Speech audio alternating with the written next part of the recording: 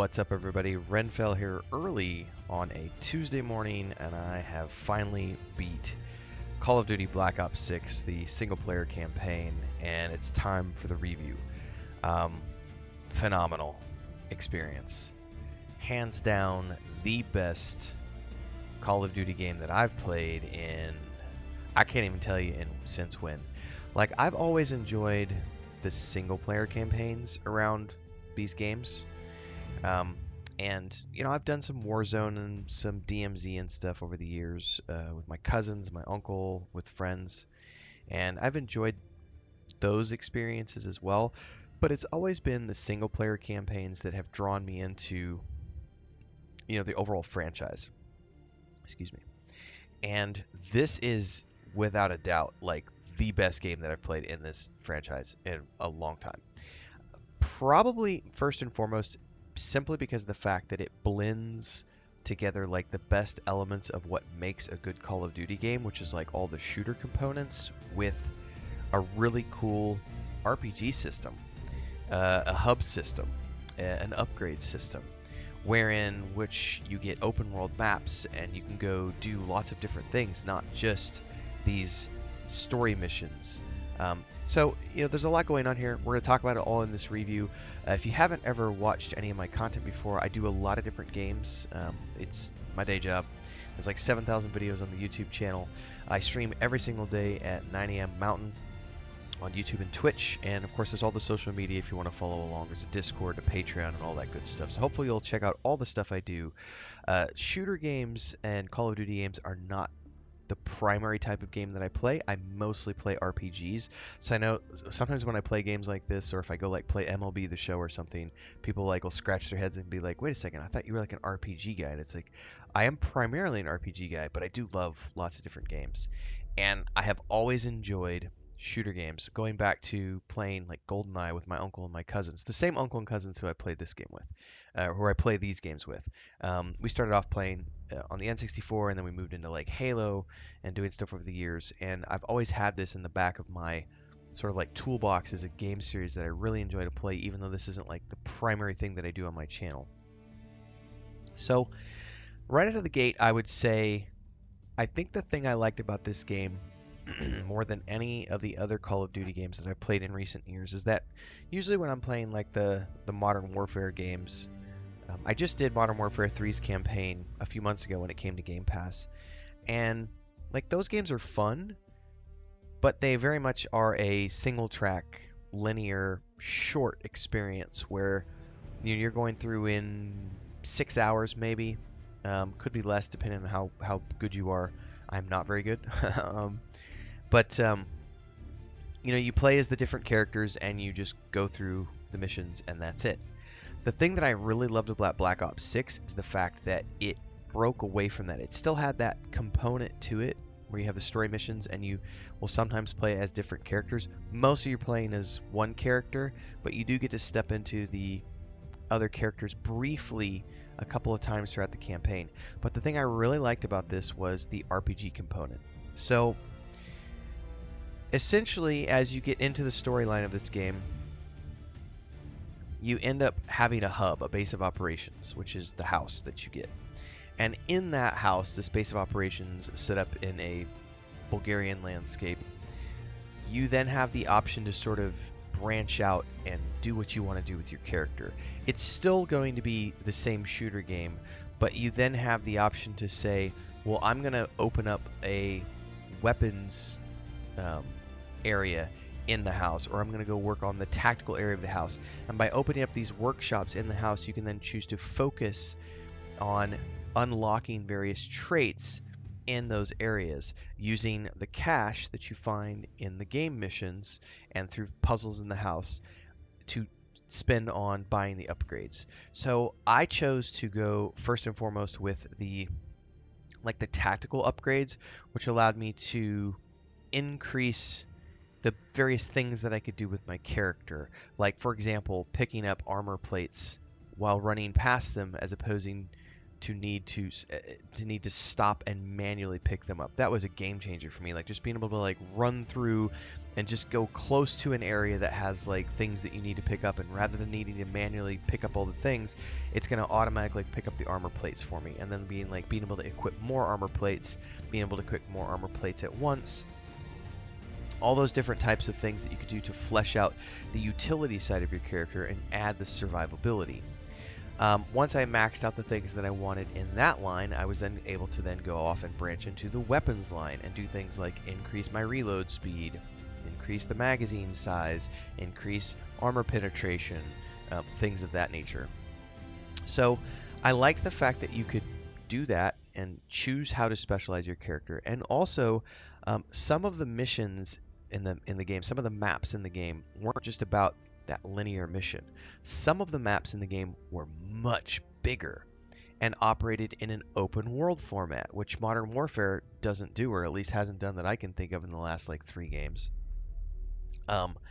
Because you're in this big open map and you can run around, and it's like, here's the main mission, but here's all these side missions, and if you want to, you can go do these side missions and get gear and cash to spend back at the house, and there's big maps. And this felt a lot more like going and playing like the DMZ or Warzone. We have a big open map with lots of missions that you can do. You get it, I remember the one that I really liked was, it was kind of a mountainous area. I don't remember the name of the map, but you had the vehicle, you could drive the vehicle around, and you had your team with you, and you were assaulting, missile silos, but then you could go off and like take on these bandit bases and all these other things. So that was very fun to me, having the RPG component of saying I have a choice, it feels open world, I can go off and do these things, and that added some additional breadth and depth to the game. Now, I mostly focused on the story mission here because I was on a timeline, because we have Dragon Age Veilguard coming out on Thursday, and I'm still wrapping up New World Eternum, so I was mostly here just to play the single player story mission with this initial playthrough. I liked it enough that I'm keeping this on my Xbox, and I'm going to go ahead and play through it again in the background at my own speed, because I really want to explore the side missions and go for more. I got around just over 12 hours in my playthrough. I did the first 8 hours on a live stream, and then I did the last 4 hours offline over the last few days, playing early in the morning at like 4 o'clock in the morning. I'm literally sitting here with Pippin down in my lap, and we've been playing Call of Duty Black Ops every morning for about an hour and a half, and been a damn good time. If I had done the side missions, I have no doubt that this would be over 15 hours if I focused on all the side missions and stuff. But just doing it the way I did it, which was focusing only on the story missions, it took me just over 12 hours. Quick commercial break, everyone, to celebrate and give thanks to all of these amazing people who keep me on the air full time. Really appreciate the support. All you got to do is join as a member. You get access to private videos. You can also do super thanks on any upload, or super chats and stickers on any live stream or premiere you see. And beyond that, don't forget we're multi-streaming over on Twitch now, so you can support over there as well. Thanks so much to everybody. Let's get back to the video at hand. I know when I went into this, I had read from various outlets that it was going to be 6 to 9 hours. It was way longer than that for me. Like, when I hit 10 hours and I wasn't even to the final few missions yet, I was like, oh wow, this is going to be much bigger than I thought it was. And it felt like more like the size and scope of the Space Marine 2 single player campaign. I was like, I'm going to get a good 12 to 15 hours into this, and I came in at just over 12 and was like, that feels good, because if I had done the side content, I know that I would have gotten more. And that's probably my battery telling me. No, I just earned some points. Never mind. I thought my batteries were going dead in the controller. So I liked it. It was longer than I anticipated, which was great. There's side missions to do, which was awesome. I loved everything about this campaign. The other thing that was really interesting to me was the fact that they sort of like put the zombie component into the game without it actually being zombies. So like down at the bottom here, you can see, if you get behind my fat head here, I don't have the other panel set up. There's a zombie mode right here, and there's also the multiplayer mode. But what's cool in the main storyline is that there are some missions where you get exposed to a chemical which sort of warps your perception of reality, and suddenly you're playing a zombie survival game. and it was absolutely terrifying. I'm not a good jump scare person, and those missions were absolutely terrifying to play through, but also extremely satisfying and set you up for realizing that okay, the zombie mode is going to probably be really, really cool. Now, I haven't touched the zombie mode or the multiplayer yet. I'll dive into those at some point later down the road, but from the perspective of the single player storyline campaign, I had a lot of fun. There's not a lot I didn't like in this. I would give this a solid 8 out of 10. Probably the only thing that and it's a general complaint that I have about most of these styles of games is that sometimes the storytelling can feel a little over the top in terms of it's like a generic spy film. Like we're gonna watch it because we love it, but it's like you know going into an '80s Chuck Norris film what the plot is gonna be. You know if you're watching a Jean-Claude Van Damme or Steven Seagal film from the '90s, what those are gonna be like.